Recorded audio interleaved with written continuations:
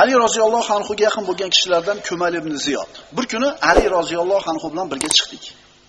Qabrlarning oldiga kelganimizda Ali qabrlarga qarab, "Ey qabr egalari, ya ahlal bala, ya ahlal vahsha, sizlarda nima xabarlar bor?"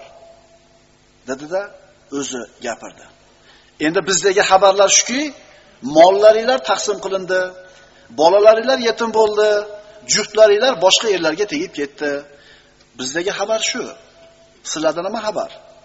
So'ngra menga o'girilibdi, "Ey Kumayl, agar ularga javob berishga izn berilganida, albatta zotning eng yaxshisi taqvo edi" deb aytishar deydi.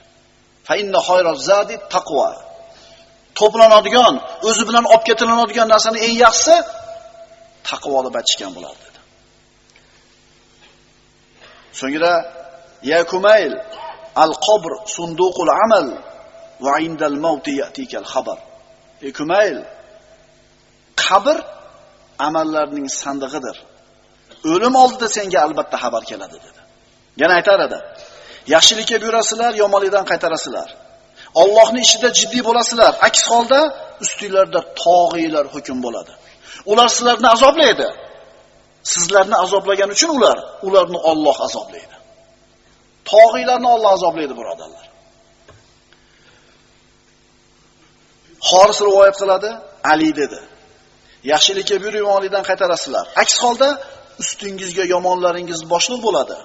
So'ngra yaxshilaringiz duo qiladi, ammo duoinglar ijobat bo'lmaydi."